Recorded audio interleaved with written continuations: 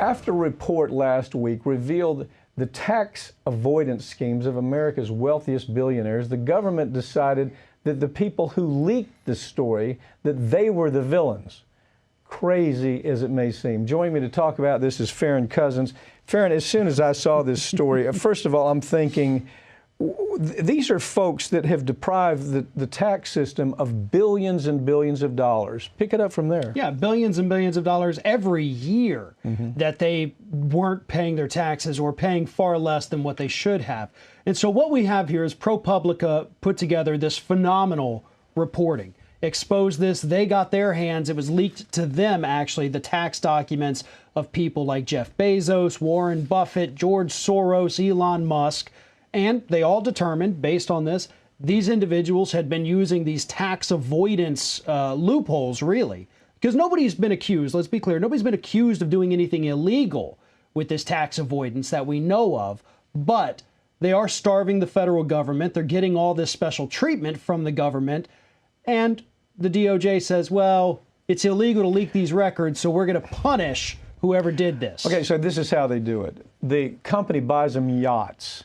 It buys them vacation homes all over the world. It buys them investments that they didn't have before. And that's not taxable income. Right. Although it's billions of dollars worth of wealth, it's not taxable. And the number that I saw was $400 billion should have been paid. $400 billion, and they paid $13 billion. Those are the numbers that they came up with. But the real turn on this is, well, we're not really worried about that. We're worried about the fact somebody leaked it. It's like the Assange story. You know, it's the same story, the Snowden really story. is. We're really mad about the people who told us that all this bad stuff was going on, and we want to find out who they are. And the Department of Justice and the IRS says those are the people we're going after.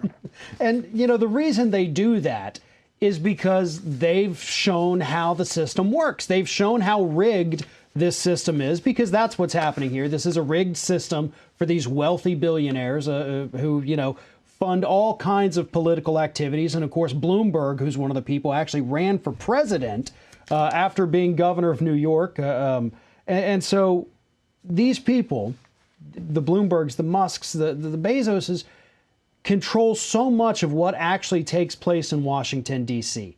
Not only do they fund the politicians, but they fund the lobbyists. The lobbyists are the ones who then go before Congress, meeting behind closed doors, saying, we need these tax loopholes. Yeah. It's something small, you know, only 100 people qualify for it. Nobody's even going to notice. But if you give us that, you know, you're going to get more donations. Give them a house, give them investment, buy a big boat for them, a yacht, airplanes. And that's wealth, but it's not taxable. Interesting, George Soros paid zero taxes between 2016 and 2018.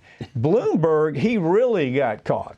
And Bloomberg said, well, by golly, I'm on a mission. I'm not going to rest till I find out who leaked this information. Well, buddy, and these are some of the same people that are out there saying, you know, we need to raise taxes. Now, think about this.